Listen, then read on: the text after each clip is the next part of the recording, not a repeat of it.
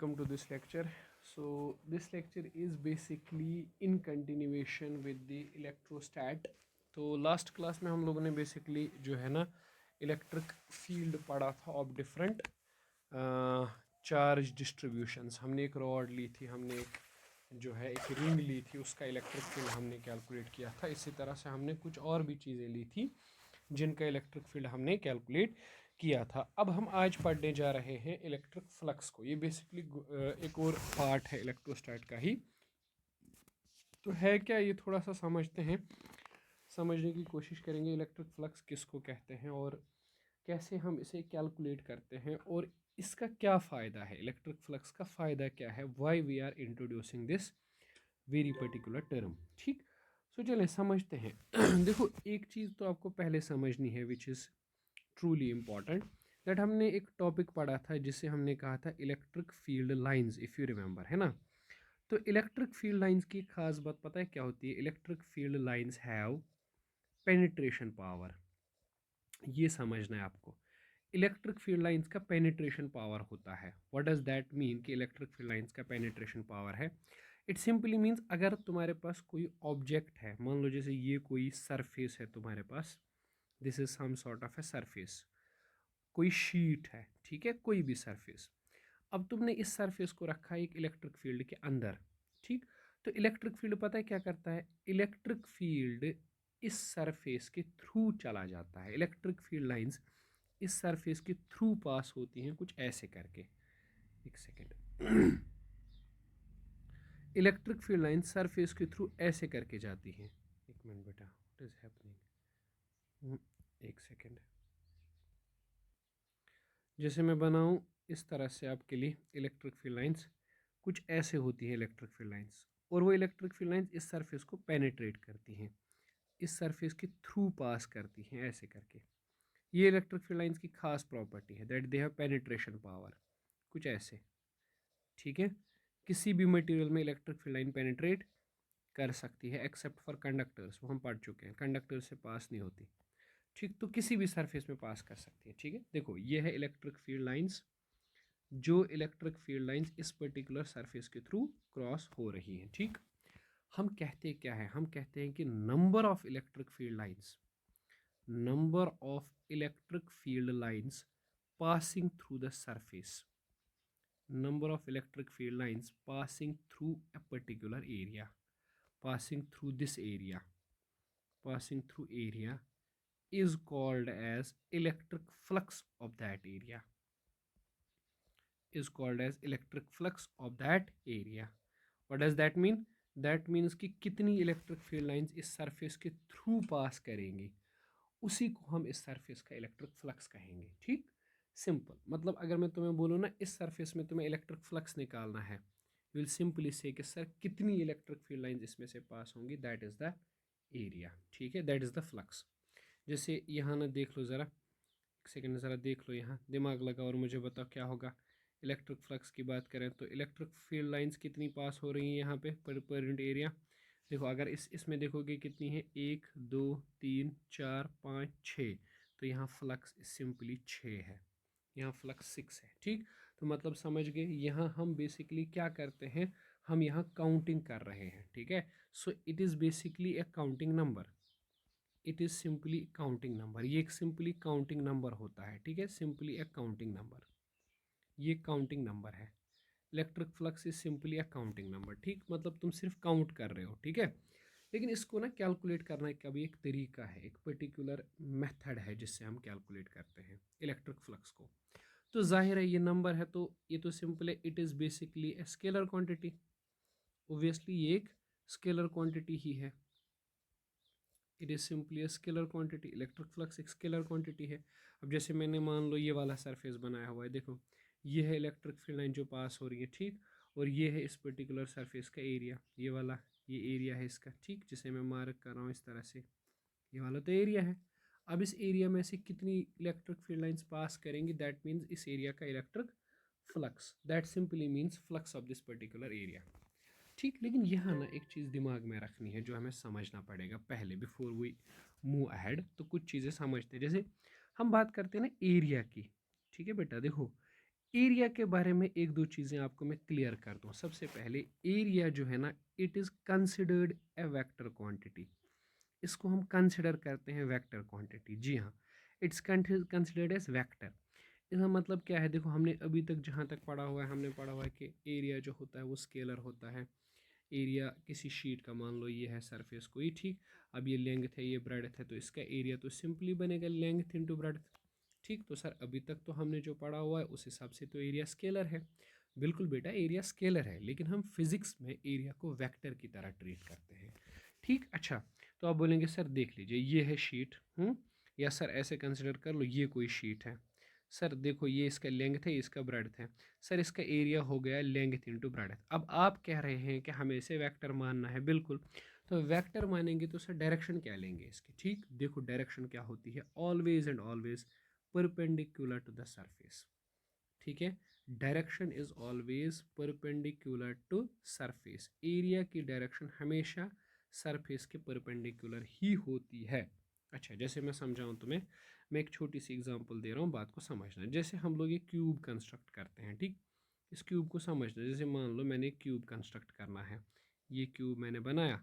अब इस क्यूब की देखो बहुत सारी सरफेसेस हैं, है ना, बहुत सारी। जैसे ये है ए, ये साइड, ये ए साइड है, और ये मान लो बी है। ओके, चलो मुझे बताओ, ये जो बेस है ना, बेस ये वाला पार्ट, ठीक है, इसका एरिया कितना आएगा? इसका एरिया आएगा सर, ये स्क्वायर है तो ए स्क्वायर, ठीक है। और इसका डायरेक्शन क्या आएगा सर? अभी आप बोल चुके हैं इसके परपेंडिकुलर में ऐसे करके, ये है सर इसका डायरेक्शन, ठीक है। ये लोअर बेस का एरिया है विद डायरेक्शन। ओके, ठीक। सिमिलरली सर, मान लीजिए सर हमें टॉप वाले का एरिया निकालना होगा, ठीक है। तो हम करेंगे फिर से, इसका ये साइड ए, ये साइड ए, तो area will be again A square. और सर डायरेक्शन, डायरेक्शन बेटा इसके परपेंडिकुलर ऐसे करके, ठीक है। अच्छा ठीक है सर। अच्छा सर, समझ लीजिए हमें इस वाले साइड का निकालना होगा, तो क्या करेंगे बेटा? कुछ नहीं, ज़रा देखो इसका area, A is equal to, इसका एक साइड तो ए, दूसरा साइड भी है, एरिया ए इंटू बी। और डायरेक्शन कैसे? डायरेक्शन इधर की तरफ। क्लियर है? ठीक, ओके, एम आई राइट? ये सिंपल है, ये वाला ए स्क्वायर है, ठीक है, ओके। अब मुझे बताओ, इस वाले साइड पे निकालना होगा हमें डायरेक्शन। सर वो तो सिंपल है, आएगा तो वो भी ए इंटू बी ही, लेकिन इधर की तरफ, ठीक। इसी तरह से मुझे बताइए, फ्रंट साइड वाले का अगर हमें एरिया निकालना होगा, तो फ्रंट साइड वाले के केस में भी हम एरिया लिखेंगे ए इंटू बी करके। फ्रंट साइड वाले के केस में ए इंटू बी, फ्रंट साइड। और डायरेक्शन कहाँ है एरिया की? बाहर की तरफ। देखो बाहर ऐसे बनाते हैं डॉट, बाहर की तरफ, ठीक है। और बैक साइड वाले का पीछे की तरफ, ठीक। इन्हें मैं ऐसे थोड़ा लिख लेता हूँ। इफ़ वी रिमेंबर, अगर हम इसे एक्स कंसिडर करेंगे, इस एक्सिस को वाई मान लेंगे, इस एक्सिस को जेड मान लेंगे, तो हम इस वाले एरिया को क्या लिखेंगे? A into B. हम लिख सकते हैं area is equal to A into B I cap, ठीक। इसको क्या लिखेंगे? A into B minus I cap, right ना। इसको क्या लिखेंगे? Area is equal to A square, downward है ना, तो माइनस जे कैप। इसको क्या लिखेंगे? Area is equal to A into A square, और ऊपर की तरफ जे कैप, ठीक। अच्छा, इस फ्रंट वाले एरिया को क्या लिखेंगे? फ्रंट वाले एरिया को लिखेंगे सर ए इंटू बी, और ये बाहर की तरफ है प्लस के कैप। और बैक साइड वाले का जो एरिया है उसे लिखेंगे माइनस के कैप। तो मैं बात समझ आ रही है? तो एरिया हमेशा क्या होता है? सरफेस के परपेंडिकुलर। एरिया की डायरेक्शन मानी जाती है सरफेस के परपेंडिकुलर, ठीक। हाँ, थोड़ा सुनने में ये अजीब लगता है, but believe me, this is the truth basically, ठीक है। ओके, जैसे ये वाली एग्जांपल देखो, ये बढ़िया एग्जांपल है। अब देखो ये सरफेस को समझ लो, ठीक है, बाकी छोड़ दो आप, इस साइड पे ए कॉस थीटा वगैरह जो भी लिखा है। लेकिन मुझे बताओ इसका एरिया क्या बनेगा? इस पर्टिकुलर सरफेस का जो एरिया होगा उसकी डायरेक्शन क्या होगी? ठीक, इस पर्टिकुलर सरफेस में एरिया की direction, you will be saying sir इसका नॉर्मल, इसका परपेंडिकुलर। तो सर ठीक है ना, बना लो इसका परपेंडिकुलर ऐसे करके। अरे ये बाहर की तरफ आएगा, ठीक है, इमेजिन हो रहा है ना परपेंडिकुलर सरफेस। ओके, तो ये परपेंडिकुलर सरफेस ऐसे है, इधर की तरफ इसका एरिया, अगर ये ए है, ये बी है, तो this will be A into B, और ऊपर वाली डायरेक्शन है, ठीक है, जो भी वहाँ वेक्टर होगा, ठीक है। अगर हम बाहर वाली डायरेक्शन को जेड एक्सिस मान रहे हैं तो प्लस के कैप। M I clear? ठीक, तो एरिया आप निकाल रहे हो, ठीक, उसकी डायरेक्शन भी बता रहे हो। जैसे समझो, मान लो सिलेंडर है मेरे पास, इसको समझना है, बाद में यही चीज़ें काम आएंगी। सिलेंडर है, इसका रेडियस आर है। चलें सर, इसका एरिया बताइए। इस वाले पार्ट का एरिया आएगा पाई इंटू आर स्क्वायर, और सर वो एरिया इधर की तरफ आएगा, तो area is equal to sir pi R square, ये आएगा आई कैप। क्लियर ना? ठीक, इस तरह से इस वाले एरिया को देख लो, ये वाला एरिया इधर आएगा pi R square minus I cap, ठीक है। और देखो ये गोल वाला जो एरिया है ना, इसकी डायरेक्शन हमेशा इसके परपेंडिकुलर होगी, ठीक है। जिस पॉइंट पर भी तुम्हें, जिस जगह पे भी तुम्हें निकालना है, उसके परपेंडिकुलर चलो, वही उसकी डायरेक्शन है। Am I clear? Crystal clear, उसमें कुछ खास बात नहीं है।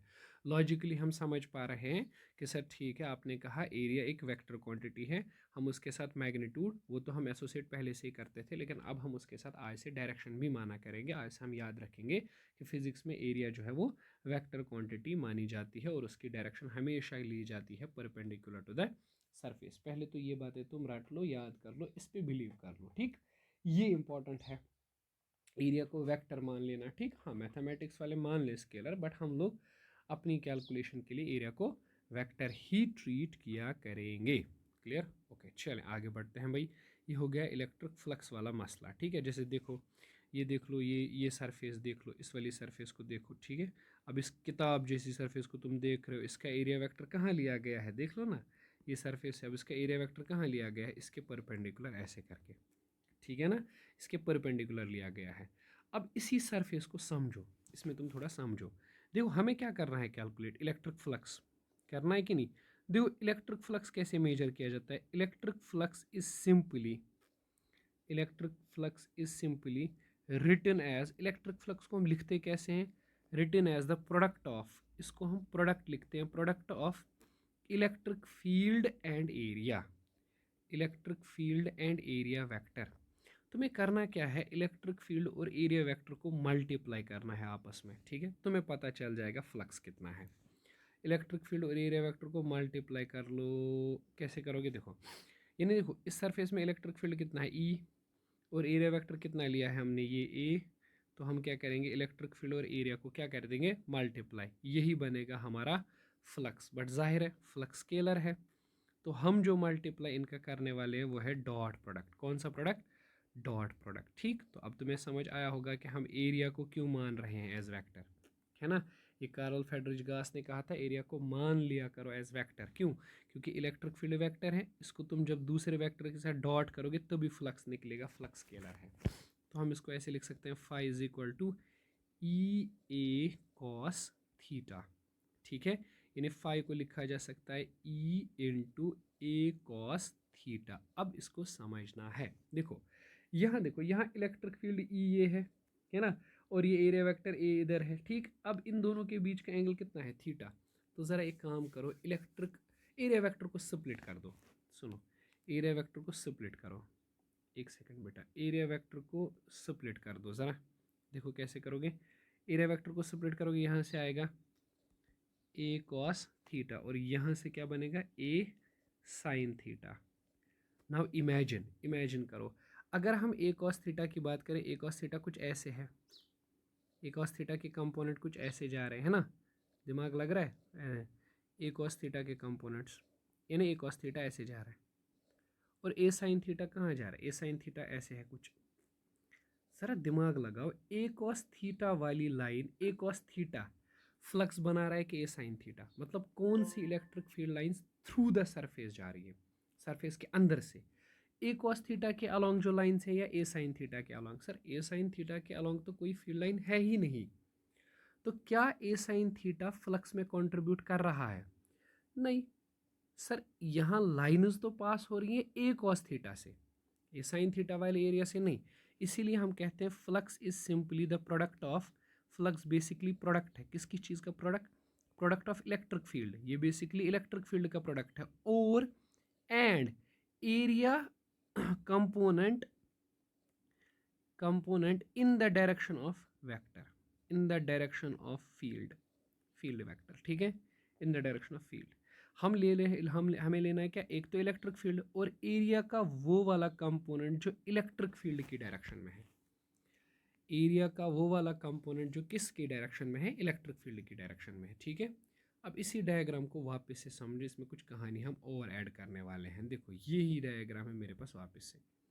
अब ऐसा समझो, अभी तुमने किसको स्प्लिट किया था, एरिया को। ज़रा अब यहाँ इलेक्ट्रिक फील्ड को स्प्लिट करो, यहाँ से क्या बनेगा, ई कॉस थीटा, और यहाँ क्या आएगा इस तरफ, ई साइन थीटा, ठीक है, यानी अब तुम ऐसे सोचो जैसे इलेक्ट्रिक फील्ड लाइन्स के दो हिस्से हो गए, हर एक फील्ड लाइन दो दो हिस्सों में टूट चुकी है, ई कॉस थीटा और E sine theta. E cos theta वाली लाइन्स ऐसे हैं, ये बस इमेजिनेशन है, ई कॉस थीटा वाली लाइन्स ऐसे हैं, ऐसे करके, ठीक, ऐसे करके, ठीक है, ऐसे। और ई साइन थीटा वाली लाइन्स वो तो सर ऐसे हैं।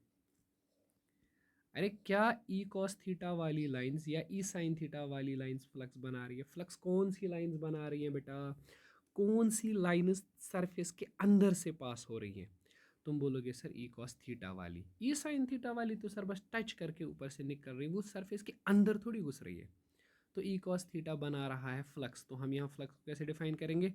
अभी कहा ई ए कॉस थीटा, तो हम इसे ऐसे भी लिख सकते हैं sir, it can be written as E cos theta into A. तो हम कैसे करेंगे इसको डिफाइन? सर ये होगा प्रोडक्ट, किसका प्रोडक्ट? Of area vector. ये होगा प्रोडक्ट सर एरिया वेक्टर का and field component in the direction of area vector, field component in direction of area vector. और सर हम इलेक्ट्रिक फील्ड का वो कंपोनेंट लेंगे जो एरिया की डायरेक्शन में है। ठीक है, देखो मतलब मैंने तुम्हें दो तरीके बताए, या तो तुम एरिया को स्प्लिट करो तो तुम्हें लेना है फ्लक्स में एरिया का वो कंपोनेंट जो इलेक्ट्रिक फील्ड की डायरेक्शन में है, या तो इलेक्ट्रिक फील्ड को स्प्लिट करो और एरिया का इलेक्ट्रिक फील्ड का वो कंपोनेंट लो जो एरिया वाली डायरेक्शन में है। ठीक है, तो ये है तरीका कि इलेक्ट्रिक फ्लक्स निकालेंगे कैसे, फील्ड और एरिया वेक्टर को डॉट करके, है ना। ज़रा इस हिसाब से बताओ यूनिट क्या बनेगा इसका? सर फाई आपने लिखा ई into A cos of theta, है ना।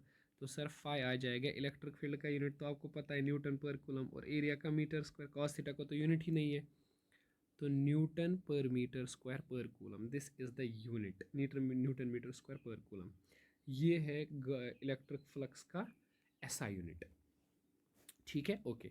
अब इसी डायग्राम को और समझो, इसमें हमने बहुत सारी चीज़ें करनी है इसी डायग्राम में, इसको थोड़ा सा दिमाग लगाओ और समझो। देखो हमें निकालना है ना फ्लक्स, हमें काम करते हैं, let us do one thing. यहाँ एक छोटा सा कंपोनेंट, छोटा सा एरिया का पैच सिलेक्ट कर लेते हैं, सरफेस के ऊपर एरिया का एक छोटा सा पैच ले लेते हैं, छोटा सा एरिया। इस छोटे से एरिया का मैग्नीट्यूड मानते हैं डी ए, चलो इसका एरिया मैग्नीट्यूड है डी ए। अब देखो, अब हम कैसे फ्लक्स मेजर करेंगे? हम ऐसे लिखेंगे ना, phi is equal to, phi नहीं, इस सरफेस में छोटा सा फ्लक्स बनेगा डी फाई, डी फाई आ जाएगा ई डॉट इस छोटे से सरफेस का एरिया डी ए, है ना। देखो मैंने लिया छोटा सा एरिया, उस छोटे से एरिया में कितनी फील्ड लाइंस पास होंगी, वो होगा इस छोटे से एरिया का फ्लक्स, तो डी फाई होगा ई डॉट डी ए। यानी अगर हमें टोटल फ्लक्स निकालना है हम क्या करेंगे? इंटीग्रेट, हम लिखेंगे इंटीग्रेशन ई डॉट डी ए। और ये क्लोज्ड लूप होता है, क्लोज्ड लूप का मतलब कि क्लोज्ड सरफेस के ऊपर डिफाइन होता है। तो this is the formula for electric flux, E dot D A. E क्या है? एरिया वेक्टर, डी ई क्या है? इलेक्ट्रिक फील्ड, और डी ए क्या है? Area vector. ठीक है, आप समझ गए ना? सिंपल कहानी है भाई, कुछ खास नहीं है, एक छोटी सी स्टोरी सुना रहा हूँ, समझो इसको। ठीक है, तो सिंपल में आपको करना क्या है, आपने फ्लक्स एक पर्टिकुलर, या तो इस फार्मूला से कैलकुलेट कर लो ई डॉट डी, या फिर सिंपल में इलेक्ट्रिक फील्ड और एरिया वेक्टर का मल्टीप्लाई। अब डिफरेंट सिचुएशंस पे डिपेंड करेगा, डिफरेंट डिफरेंट कहानियाँ बनेंगी। ठीक है, ओके, इज दैट क्लियर? ठीक है, अब यहाँ ना कुछ चीज़ें समझ लेते हैं, जल्दी जल्दी से कुछ कहानी समझ लेते हैं। देखो हमने फ्लक्स को ऐसे डिफाइन किया in general, E A cos theta. ठीक है, अब देखें सर, पहला केस ले लेते हैं सर, अगर थीटा ज़ीरो है। सर अगर थीटा ज़ीरो है तो केस कैसा बनेगा? देखो ये है हमारे पास कोई पर्टिकुलर सरफेस, ये है इसका एरिया वेक्टर इधर की तरफ, और इलेक्ट्रिक फील्ड भी उधर ही होगा, ऐसे करके, ऐसे करके। ठीक है, बिल्कुल परफेक्ट हिसाब से रखा गया ऐसे। तुम्हें नहीं लगता इस सरफेस में maximum electric field lines pass हो जाएंगी? बिल्कुल होंगी सर, क्यों नहीं होंगी, मैक्सिमम फील्ड लाइंस यहाँ पास होगी। तो फ्लक्स का वैल्यू क्या आएगा? Flux is sir E into A cos of zero, क्योंकि इलेक्ट्रिक फील्ड भी उधर और एरिया वेक्टर भी उधर, तो ये आएगा ई इंटू ए। बेटा this corresponds to maximum flux, ये किसी सरफेस में मैक्सिमम फ्लक्स होता है। ठीक है, दूसरा सिचुएशन, अगर हम थीटा को 90 ले रहे हैं, मतलब कुछ ऐसे समझो जैसे मैं ये सरफेस बना लूँ, अब इसका एरिया वेक्टर कहाँ आएगा? ऊपर की तरफ। ठीक है, और मान लो मैं इलेक्ट्रिक फील्ड ऐसे लिख रहा हूँ, इलेक्ट्रिक फील्ड ऐसे है, तो दिमाग लगाओ, क्या कोई इलेक्ट्रिक फील्ड लाइन सरफेस के अंदर से जाएगी? नहीं सर, अंदर से तो नहीं जाएगी, बस सरफेस को टच करके सारी निकल जाएंगी। ठीक, तो हम फ्लक्स को क्या लिखेंगे, phi is equal to E into A cos of 90। और सर देखो कि एरिया वेक्टर और इलेक्ट्रिक फील्ड के बीच का एंगल 90, तो फ्लक्स कितना, ज़ीरो। इस केस में कोई भी फ्लक्स सरफेस से पास नहीं होता। ठीक है, इज दैट क्लियर? ठीक है।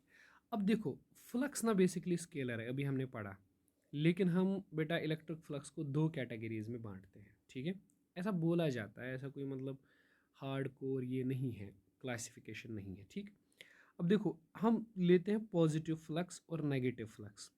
ये नाम दिया गया है, इसका डायरेक्शन से कोई लेना देना नहीं है, नेगेटिव फ्लक्स और पॉजिटिव फ्लक्स। नेगेटिव फ्लक्स का दूसरा नाम है इनकमिंग फ्लक्स इनकमिंग फ्लक्स, और आउटगोइंग फ्लक्स को पॉजिटिव फ्लक्स कहा जाता है। मैं समझाता हूँ। जैसे समझ लो तुम्हारे पास एक सरफेस है, ये क्यूब है ना, कून है सॉरी। अब इसमें से इलेक्ट्रिक फील्ड लाइंस ऐसे जा रही हैं, ऐसे करके, से फॉर एग्जांपल ऐसे जा रही है ना। अब देखो ये जो फ्लक्स इस वाली सरफेस के साथ बना ना, इस पे इलेक्ट्रिक फील्ड लाइन, इस वाली सरफेस पे इलेक्ट्रिक फील्ड लाइन एंटर हुआ, तो इसका फ्लक्स हम नेगेटिव कर देंगे, हम बोलेंगे इसका फ्लक्स नेगेटिव है। और इस साइड पे फ्लक्स लीव करा, तो इसे हम पॉजिटिव मानेंगे। ठीक, यानी जब फ्लक्स किसी सरफेस से बाहर निकलता है उसे पॉजिटिव माना जाता है, और जब इलेक्ट्रिक फील्ड लाइंस किसी सरफेस के अंदर घुसती हैं उसे नेगेटिव माना जाता है। ठीक है, अच्छा यार एक एग्जांपल दे रहा हूँ, जैसे मान लो ये स्फीयर है हमारे पास, ठीक है, या कोई शेप है। अब कोई भी शेप है, ओवल शेप, वट जो भी है, छोड़ो उसमें क्या रखा है, ये है हमारा पॉजिटिव चार्ज। ठीक, अब इस पॉजिटिव चार्ज को देखो तो इसी तरह से हमारे पास एक इसी सरफेस के अंदर एक नेगेटिव चार्ज है। अब दिमाग लगाओ, इस पॉजिटिव चार्ज से तो फील्ड लाइंस निकलेंगी इधर की तरफ, बाहर की तरफ, है ना, ऐसे करके। ठीक, ये बाहर की तरफ भेजेगा फील्ड लाइंस को। तो इसने पॉजिटिव फ्लक्स बनाया इस सरफेस के साथ, कि नेगेटिव फ्लक्स बनाया, बिल्कुल पॉजिटिव फ्लक्स बनाया, क्योंकि बाहर की तरफ उन्हें भेज दिया। अब इसने, इसके तो अंदर आएंगे इलेक्ट्रिक फील्ड लाइंस, तो सर ये जो फ्लक्स बनाएगा ये इनकमिंग फ्लक्स बनाएगा। ठीक, तो सर इसने जो फ्लक्स बनाया वो नेगेटिव फ्लक्स है। ठीक है कि नहीं, है ना, ये कॉमन सेंस है। अगर इसका चार्ज क्यों है, इसका चार्ज भी क्यों है, चार्जेस बराबर हैं, तो इस सरफेस में टोटल फ्लक्स कितना आएगा, ये पॉजिटिव फ्लक्स देख लो प्लस नेगेटिव फ्लक्स देख लो, इस सरफेस पे फ्लक्स ज़ीरो आएगा। ठीक है, तो अगर किसी सरफेस में फ्लक्स ज़ीरो है, कोई सरफेस है उसमें फ्लक्स ज़ीरो है, इट सिंपली मीन्स या तो उसके अंदर कोई चार्ज नहीं, मतलब चार्ज नहीं है, फ्लक्स कहाँ से होगा। और दूसरी बात, या तो उसमें नेट चार्ज ज़ीरो है, मतलब पॉजिटिव या नेगेटिव है लेकिन ओवरऑल ज़ीरो है। ठीक है ना, चलिए ये डेफिनेशन क्लियर हो रही है ना। ठीक, ओके, तो इसे आप थोड़ा स्टडी करिए। ठीक है, थोड़ा सा दिमाग लगाइए इस पर, एक बार इसको रिवाइज कर लीजिए। हम अगली क्लास में आएंगे आपके पास, ठीक, विद न्यूमेरिकल, बहुत सारे ढेर सारे क्वेश्चन अब करने वाले हैं हम इस पर। ठीक है, till then revise it, will see you in next class.